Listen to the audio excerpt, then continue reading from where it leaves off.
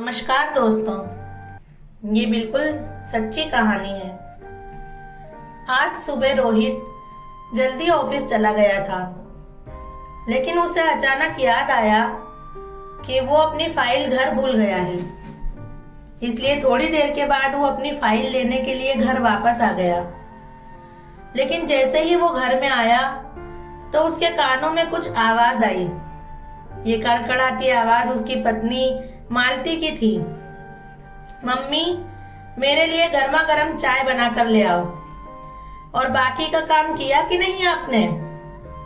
तब शोभा जी अपने घुटने को दबाते हुए बोली, मालती, रसोई का तो सारा काम मैंने पूरा कर दिया है, लेकिन झाड़ू पोंछा मुझसे नहीं हो पाएगा। आज मेरे घुटनों में बहुत ज्यादा दर्द हो रहा है। हाँ, आप तो बस यहाँ रोटियां तोड़ने के लिए ही आई हो। कोई काम तो आपसे होता नहीं है।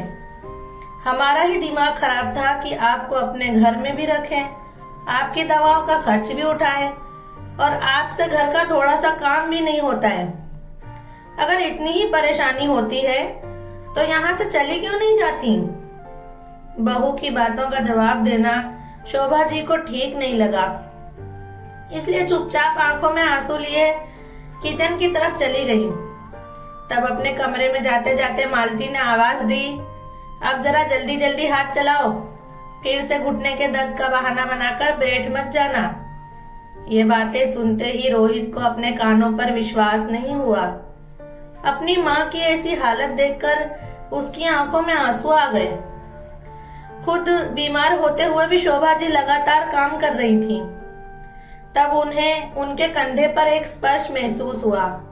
पीछे मुड़ के देखा तो उनका बेटा रोहित खड़ा था। उसको देखते ही शोभा जी का दर्द आंखों में से आंसू बनकर बाहर छलक गया। लेकिन फिर उसी समय झूठी मुस्कान के पीछे अपने आंसू छुपाकर वो बोली, अरे बेटा, तू कब आया?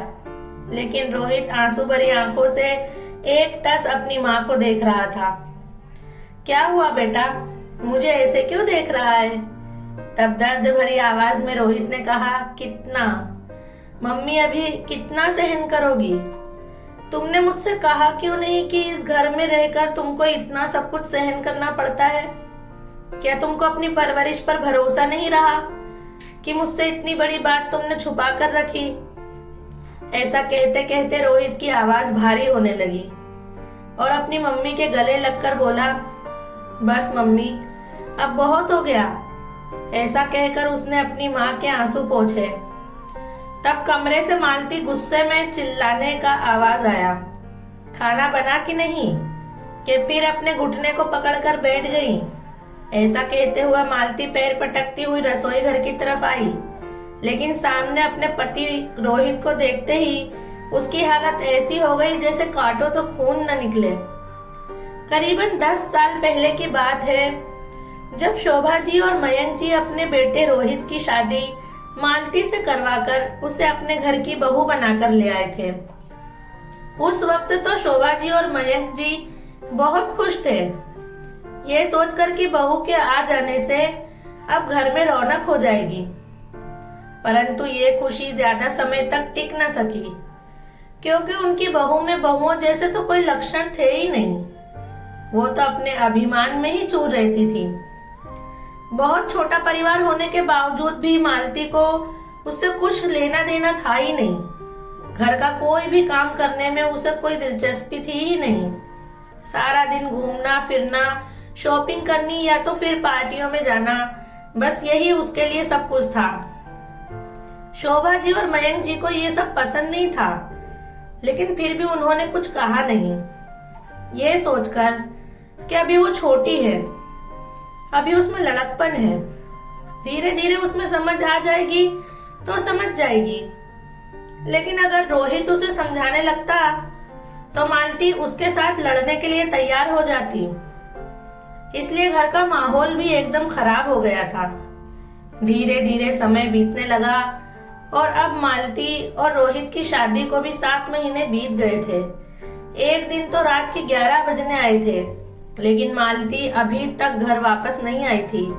मयंक जी और शोभा जी चिंता में घर के चक्कर लगा रहे थे। बार बार घड़ी की ओर देख रहे थे। तब मयंक जी ने अपने बेटे रोहित को आवाज दी और कहा, मालती को फोन लगा के तो देख, अभी तक आई क्यों नहीं? तो रोहित ने कहा, पप्पा कितनी बार मैंने उसे फोन कर लिया है, लेकिन वो है कि फोन ही नहीं उठा रही। अभी ये सारी बातें चल ही रही थी कि गेट के बाहर एक गाड़ी आकर खड़ी हुई। देखा तो मालती गाड़ी में से उतर रही थी। जैसे ही वो अंदर आई तो शोभा जी ने कहा, मालती बेटा, देर रात तक बाहर रहना ये कोई अच्छी बात नहीं। अच्छे घर की बहुएं ऐसा व्यवहार नहीं करती। शोभा जी के इतना कहने की देर थी कि मालती उनके ऊपर बरस पड़ी और बोली, आप मेरी जिंदगी में दखल अंदाजी ना करें, वही बेहतर होगा। अपना अच्छा बुरा मैं अच्छी तरह से जानती हूँ, वो मुझे आपसे सीखने की जरूरत नहीं है। मालती मुंह बिगाड़कर बोली तो शोभा जी और मयंक जी बहू के ऐसे व्यवहार को देखकर हैरान रह गए। पत्नी की ये बात सुनकर रोहित गुस्से में बोला, मालती तुम्हारी हिम्मत कैसे हुई मेरी माँ के साथ इस तरह से बात करने की? बस फिर क्या था, उस रात को मालती ने ऐसा तांडव मचाया है कि उसकी आवाज पड़ोसियों के कानों तक पहुंच रही थी। और उस दिन के बाद से उसने इस घर में ना रहने की जिद पकड़ ली। वो लगातार रोज अपने पति रोहित से सिर्फ एक ही शिकायत करती रहती कि मुझे इस छोटे से घर में रहना बिल्कुल भी पसंद नहीं, ये मेरे स्टैंडर्ड का नहीं है, प्राइवेसी नाम की तो कोई चीज ही नहीं है। ऐसे ही वक्त बीतता गया और समय बीतने के साथ रोहित की कमाई भी अच्छी होने लगी थी। एक दिन शाम को घर आया तो मिठाई का पैकेट साथ में लेकर आया और बोला, मम्मी पापा आप लोग कहाँ हैं? जब अंदर आया तो अपनी मम्मी को मिठाई खिलाते हुए कहने लगा, मम्मी आज हमारे लिए बहुत खुशी का दिन है। आज मैंने एक बहुत बड़ा घर खरीद लिया है।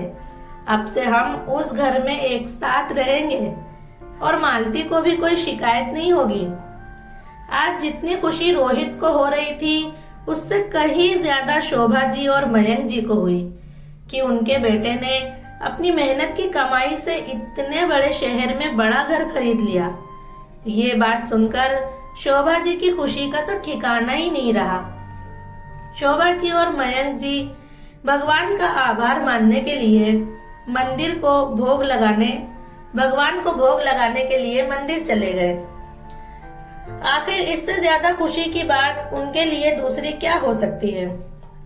लेकिन मालती के दिमाग में तो कुछ दूसरा ही चल रहा था।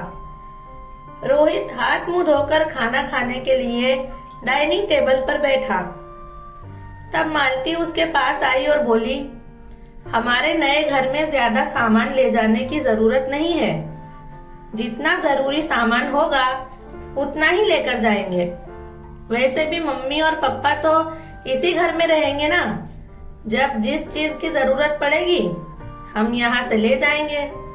पत्नी की ये बात सुनकर रोहित की हैरानी की हद न रही।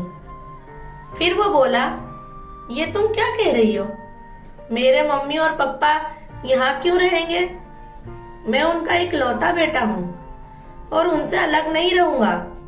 फिर मालती बोली, देखो मुझे नहीं लगता कि वो लोग ये घर छोड़कर अपने बेटे और बहू के घर में जाना चाहेंगे। और अगर तुम्हें कोई परेशानी है तो उन्हें नए घर में ले चलो, लेकिन फिर मुझसे कोई आशा मत रखना, वो मेरी जिम्मेदारी नहीं होंगे। मालती ने इतनी स्पष्टता से अपनी बात कह दी और रोहित वहीं खड़ा स्तब्ध रह गया। अब शोभा जी और मयंक जी भी मंदिर से वापस आ गए थे। बेटे और बहू के बीच में होने वाली सारी बातें उन्होंने सुन ली थी। फिर मयंक जी अंदर आए और बोले, बेटा नए घर में तुम लोग चले जाओ, हम लोग यहीं अपने घर में रहेंगे। फिर मालती की तरफ देखते हुए मयंक जी बोले, और हाँ, इस उम्र में भी हमारे हाथ पैर चल रहे हैं, इसलिए हमारी जिम्मेदारी लेने की किसी को कोई जरूरत नहीं है। एक दूसरे के लिए हम दोनों ही काफी हैं। तेरी पत्नी को उसका नया घर मुबारक। कड़क शब्दों में मयंक जी ने कहा। तो राहुल ने देखा कि उसके पिता का चेहरा गुस्से से लाल हो गया था। आज से पहले रोहित ने कभी अपने पिता को इतने गुस्से में नहीं देखा था। उसी वक्त आंखों में आंसू के साथ रोहित ने अपने पिता के पैर पकड़े और बोला, पप्पा, आपने तो अपनी बात कह दी और मालती ने भी अपनी मर्जी बता दी, लेकिन किसी ने मेरे बारे में तो कुछ सोचा ही नहीं। मैं आप दोनों से दूर कैसे रह सकूंगा? अपने बेटे को रोता देखकर मयंक जी और शोभा जी की आंखों में भी आंसू आ गए।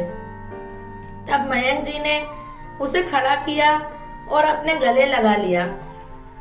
घुटी हुई आवाज में बोले, तू फिक्र मत कर बेटा, हम लोग एक ही शहर में तो हैं। जब भी मन हो मिलने आ जाना, लेकिन दिन में एक बार फोन करके अपनी आवाज जरूर सुना देना। तेरे बूढ़े माँ बाप उसमें ही खुश हो जाएंगे। लेकिन रोहित माना नहीं और बोला, नहीं पप्पा, मैंने फैसला कर लिया है, मैं आपको छोड़कर कहीं नहीं जाऊंगा। तब मालती बेशर्मी से बोली, तुम्हें तो बस अपने माँ बाप की ही चिंता है, मेरी इच्छाओं की तो तुम्हें कोई परवाह ही नहीं। इतना तो इन लोगों को भी समझना चाहिए कि अपने बेटे और बहू की खुशियों में ही अपनी खुशी देखें। और मैंने तुमसे पहले ही कहा था कि मुझे प्राइवेसी चाहिए। अब मैं तुम्हारे अनपढ़ माँ बाप को और ज्यादा सहन नहीं कर सकती। इतना सुनते ही रोहित के गुस्से का पारा 7वें आसमान पर पहुंच गया और माधवी पर हाथ उठाने गया तो मयंक जी ने उसका हाथ पकड़ लिया। फिर अपने बेटे के सामने हाथ जोड़कर बोले, बेटा, मेरी विनती है कि तुम लोग यहाँ से चले जाओ। हमारी वजह से तू अपनी गृहस्थी मत खराब कर। मैं तो बस इतना चाहता हूँ कि तुम दोनों हंसी खुशी से रहो। तुम्हारा रिश्ता बिगड़ते देखकर हमको भी शांति नहीं मिलेगी। ऐसा कहते कहते मयंक जी अपने बेटे को गले लगाकर रोने लगे। रोहित और उसके माता पिता तीनों की आंखों में आंसू थे और दूसरी तरफ मालती ये सोचकर खुश थी कि आखिर उसकी चाल कामयाब हो गई। बस फिर क्या था, 2-3 हफ्तों में बहू और बेटे अपने नए घर में शिफ्ट हो गए। अपने नए घर में आकर मालती बहुत खुश थी, लेकिन रोहित अलग रहकर भी अपने माता पिता का बहुत ख्याल रखता था। रोज फोन करके अपने माता पिता से फोन पे बात करता, उनका हालचाल पूछता और हर हफ्ते उनकी जरूरत का सामान लेकर उनके पास पहुंच जाता और अपने माता पिता के साथ थोड़ा समय बिताता। उसके माता पिता को कभी भी कोई भी काम पड़ता तो वो उसी वक्त हाजिर हो जाता। मयंक जी को डायबिटीज थी, इसलिए उन्हें हर हफ्ते डॉक्टर के पास दिखाने के लिए ले जाता। कभी कभी मन होता तो अपनी मम्मी के हाथ का खाना खाने के लिए अचानक पहुंच जाता। जिस दिन बेटा उनके पास रहता, उस दिन तो शोभा जी और मयंक जी का चेहरा गुलाब की तरह खिल उठता। वो दिन तो उन्हें किसी त्योहार से कम नहीं लगता। एक दिन शाम को जब मयंक जी चक्कर लगाकर वापस आए तो शोभा जी रसोई घर में खाना बना रही थी। अरे वाह शोभा, बहुत अच्छी खुशबू आ रही है, सारा घर महक रहा है। क्या क्या बनाया है, जरा मैं भी तो चखूं। रसोई घर में जाकर खाना बना रही शोभा जी ने मयंक जी से कहा और रसोई में बने हुए तरह तरह के पकवान की तरफ नजर फेरने लगे। क्या बात है शोभा, इतना कुछ बना के रखा है कि जैसे आज कोई त्योहार है, लेकिन खाने वाले तो सिर्फ हम 2 ही लोग हैं। और यहाँ देखो, पालक पनीर और सब्जी पुलाव के साथ मेरे मनपसंद ढोकले और हलवा भी बनाया है। आज मुझ पर इतनी सारी मेहरबानी कैसे हो गई?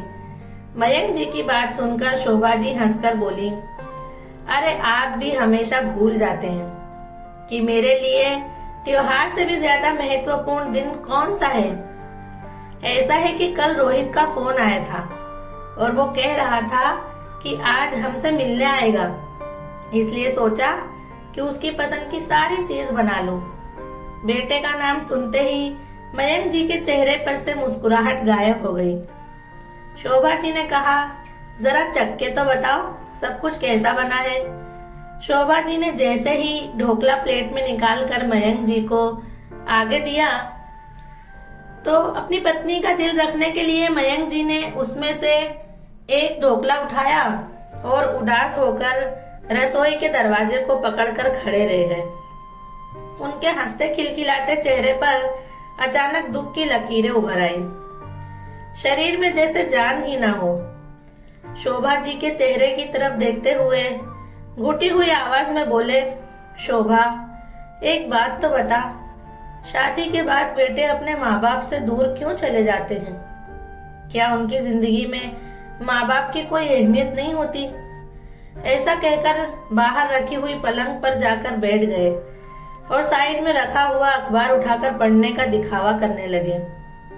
शोभा जी उनके मन की हालत अच्छी तरह से जानती थी।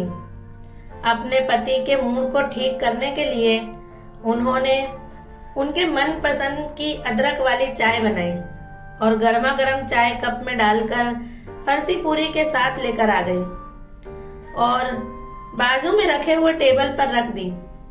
फिर साड़ी के पल्लू से अपना पसीना पोंछते हुए मयंक जी के पास पलंग पर बैठ गई। लेकिन मयंक जी ने अखबार पढ़ना जारी रखा तो शोभा जी ने उनके हाथ में से अखबार ले लिया और उसे एक तरफ रखते हुए बोली, मैं जानती हूँ कि आप अखबार नहीं पढ़ रहे। देखो तो पन्ने भी भीग गए आपके आंसुओं से। ऐसा कहकर शोभा जी ने मयंक जी के आंसू पोंछे और बोली, आप भी हद करते हो।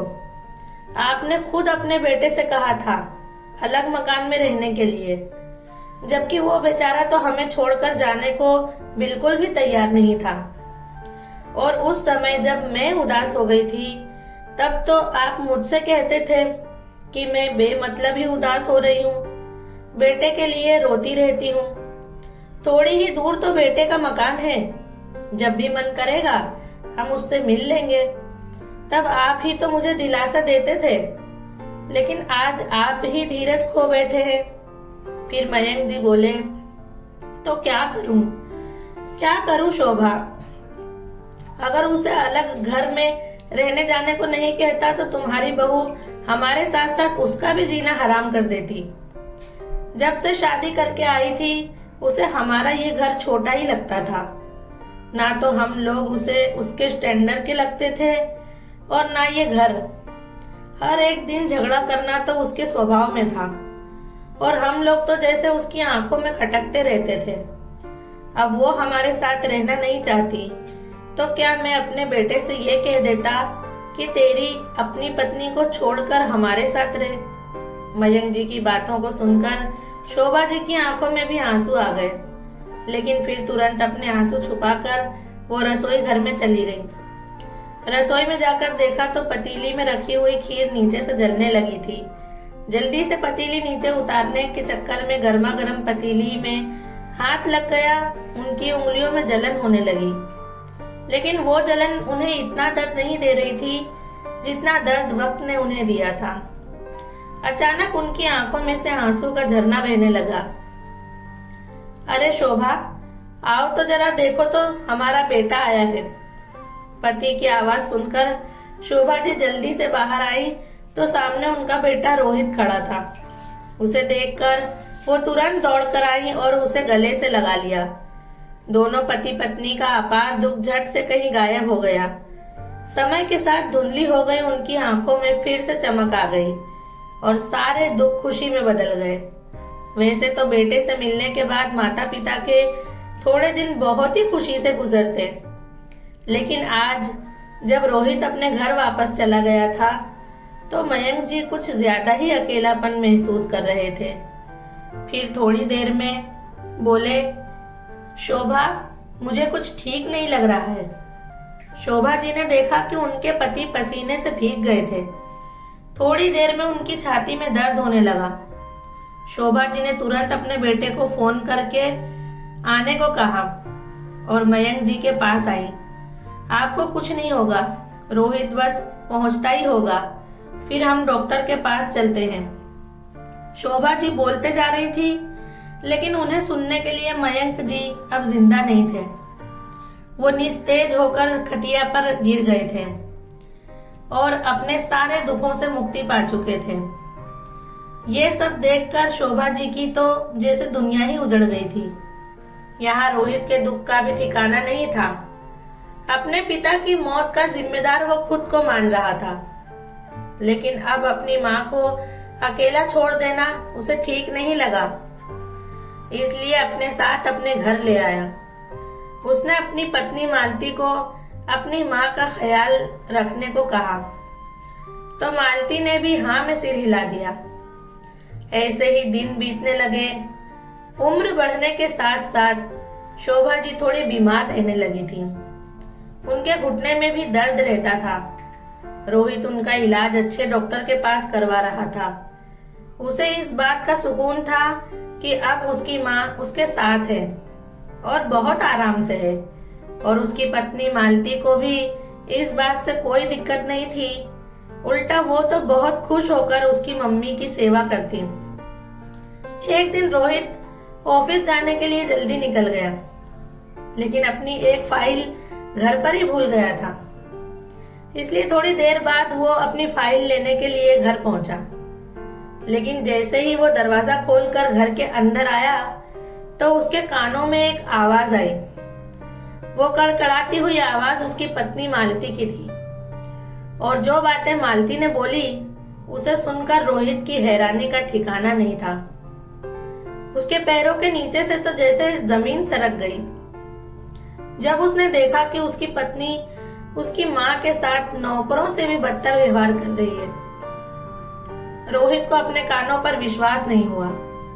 अपनी माँ की ऐसी हालत देखकर उसकी आंखों में आंसू आ गए और सोचने लगा, कितना लापरवाह था मैं कि 2 घड़ी अपनी माँ के पास बैठने के लिए समय भी नहीं निकाल पाया। जब से पापा का देहांत हुआ है, मम्मी कितनी अकेली पड़ गई है, और मैं अपनी जिंदगी में इतना व्यस्त हो गया कि मम्मी की हंसती आंखों में छुपे हुए दुख को भी पहचान न सका। आज जो बातें मैंने सुनी है, क्या ये सारी बातें मेरी मम्मी रोज सुनती है? इस घर में रहकर मेरी माँ को 2 वक्त का खाना भी सुकून से नहीं मिल रहा है। धिक्कार है मुझ पर। ये सोच सोच कर रोहित का खून खौलने लगा। बीमार होने के बावजूद भी शोभा जी लगातार काम कर रही थी। उनकी आंखें आंसू से भर गई थी। किसी को भी पता नहीं था कि रोहित बाहर खड़े खड़े सारी बातें सुन रहा है। जैसे ही रोहित अपनी मम्मी के पास आया तो शोभा जी झूठी मुस्कुराहट के पीछे अपने आंसुओं को छुपाने की नाकाम कोशिश करने लगी। तब रोहित ने कहा, मम्मी, मुझे तो लगता था कि आप यहाँ बहुत खुश हैं, बिल्कुल आराम से रह रही हैं। लेकिन क्या बेटा, मुझे कोई तकलीफ नहीं है। अभी और कितना झूठ बोलोगी मम्मी अपने बेटे से? आज तक आपने मुझे कुछ कहा क्यों नहीं कि मालती आपके साथ इतना बुरा व्यवहार करती है, और आपको अपनी परवरिश पर जरा भी भरोसा नहीं था कि आप मुझे अपने दुख, दर्द और परेशानी बता सके? रोहित ने कहा और अपनी मम्मी का हाथ पकड़कर अपने माथे पर रख दिया और बोला, मम्मी, आपको मेरी कसम है जो आज आपने सच छुपाया है, तो अब सच सच बताओ कि मेरी गैर हाजिरी में मालती आपके साथ कैसा व्यवहार करती है। तब शोभा जी के दिमाग में वो सारी बातें घूमने लगी कि कैसे मालती रोहित के रहने पर अपनी सास का ख्याल रखती हो, ऐसा दिखावा करती थी, लेकिन रोहित के बाहर जाते ही वो उन्हें घर की नौकरानी बना देती थी। अगर शोभा जी मालती से कुछ पूछती तो सामने जवाब दे देती कि इन सब बातों से आपका कोई लेना देना नहीं है, कि मैं क्या करती हूँ और क्या नहीं। कहीं जाने से पहले उन्हें बताकर जाना भी वो जरूरी नहीं समझती। अगर किसी दिन रोहित अपनी मम्मी को उनकी मनपसंद चीज लाकर उन्हें देता तो उस बात पर रोहित के जाने के बाद वो घर में हंगामा मचा देती थी।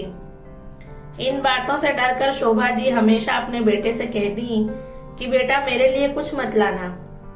शोभा जी के मना करने के बावजूद भी रोहित ने उनके कमरे में टीवी लगवा दिया था, जिससे फालतू समय में मम्मी टीवी देख सकें और वो बोर न हो। एक दिन शोभा जी की इच्छा हुई तो थोड़ी देर के लिए टीवी देखने बैठ गई। लेकिन जैसे ही मालती का ध्यान पड़ा तो उसके पूरे शरीर में जैसे आग लग गई। गुस्से से उसने शोभा जी के हाथ में से छीनकर रिमोट ले लिया और टीवी बंद कर दिया और बोली, मैं थोड़ी देर के लिए घर से बाहर क्या गई, आप तो टीवी चालू करके बैठ गई। आपके रूम में पंखा अलग से चल रहा है, ये सबका बिल कौन भरेगा, आप या आपका स्वर्गवासी पति। वो सब तो ठीक था, लेकिन मालती अपने बच्चों को भी ऐसी बातें सिखाने लगी थी। शोभा जी को यहाँ रहते काफी समय हो चुका था, इसलिए पड़ोस में रहती उनकी उम्र की महिलाओं से उनकी अच्छी बनती थी। लेकिन जब भी पड़ोस में से कोई बुजुर्ग महिला उनसे मिलने आती तो बच्चे वहीं बैठकर अपनी दादी की कही हुई हर एक बात को बहुत ध्यान से सुनते कि वो अपनी साथी महिलाओं से क्या बात कर रही हैं, और फिर जाकर अपनी माँ मालती को सारी बात बता देते। जब भी मालती अपने बच्चों से कोई खाने का सामान मंगवाती तो बच्चे वो चीज शोभा जी से छुपा कर लाते, और जब शोभा जी सोने चली जाती तब खाते। एक दो दफा शोभा जी ने उनसे पूछा कि बेटा क्या लेकर जा रहे हो, तो बच्चे बोले, कुछ नहीं दादी, वो मम्मी ने राशन का थोड़ा सामान मंगवाया था, वही लेकर आए हैं। शोभा जी सब समझती थी लेकिन कुछ कहती नहीं। लेकिन बच्चों को बुरी आदत सिखाना उन्हें कुछ ठीक नहीं लगा, तो एक बार उन्होंने अपनी बहू से कह दिया, मालती, बच्चों को ऐसी बुरी आदत मत सिखा। अगर तुम लोग मेरे सामने भी कुछ खाओगे तो मैं तुमसे वो छीन कर खा थोड़ी जाऊंगी। लेकिन मालती को तो उनकी हर बात तीर की तरह चुभती थी। गुस्से में आकर बोली, मम्मी, इस उम्र में ऐसा खाने का चस्का रख के कहाँ जाएंगी आप?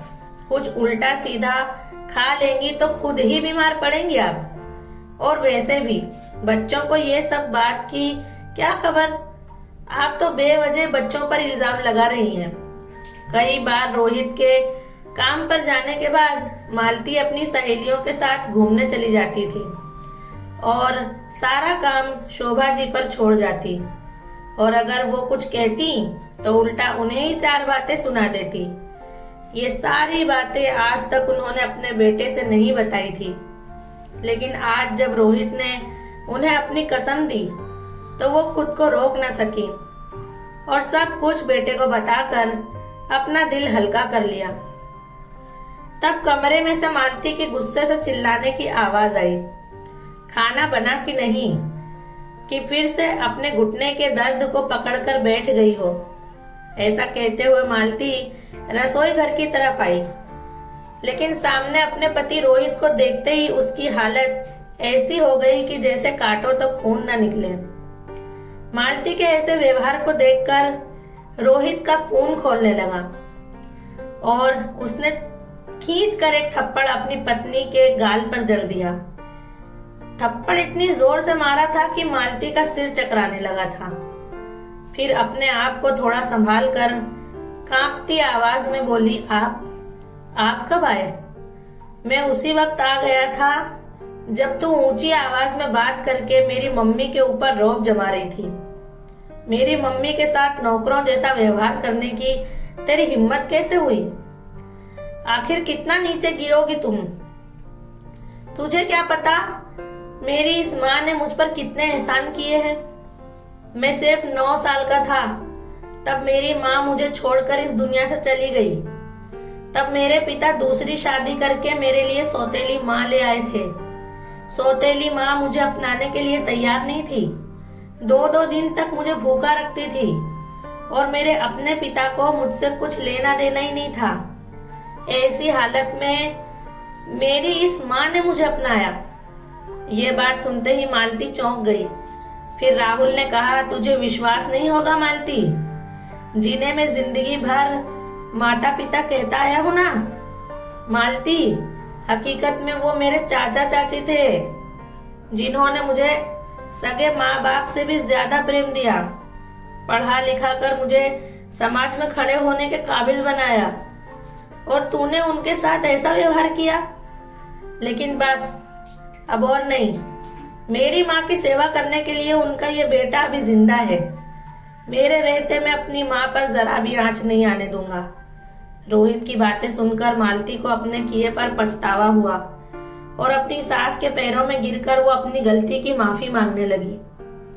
शोभा जी ने तो उसे माफ कर दिया, लेकिन मालती की लाख विनती करने पर भी रोहित उसे कभी माफ ना कर सका। आज लगभग 16 साल बीत गए हैं और मालती अपने उस बड़े से घर के कमरे में अकेली पड़ी थी और उसका वही बेटा जिसे वो दादी से छुपाकर चीजें लाने की बुरी आदत सिखाती थी, इस शिक्षा पर वो पूरी ईमानदारी से चल रहा था। आज वो अपने लिए और अपनी पत्नी के लिए जो भी चीज लाता अपनी माँ से छुपा कर लाता था और बिल्कुल वैसा ही करता था जैसा उसने सिखाया था कि जब दादी के कमरे का दरवाजा खुला हो तो सामने से मत जाना और अगर वो सामने आ भी जाए तो सामान छुपा लेना। आज ये सब कुछ याद दिलाने के लिए शोभा जी तो उसके पास नहीं थी, लेकिन उनका पोता बार बार अपनी माँ को उसके किए हुए कर्म बार बार याद दिलाता रहता है। दोस्तों, आपको हमारी आज की कहानी कैसी लगी कमेंट में जरूर बताएं और ऐसी नई नई कहानी सुनने के लिए मेरे चैनल को सब्सक्राइब जरूर करें।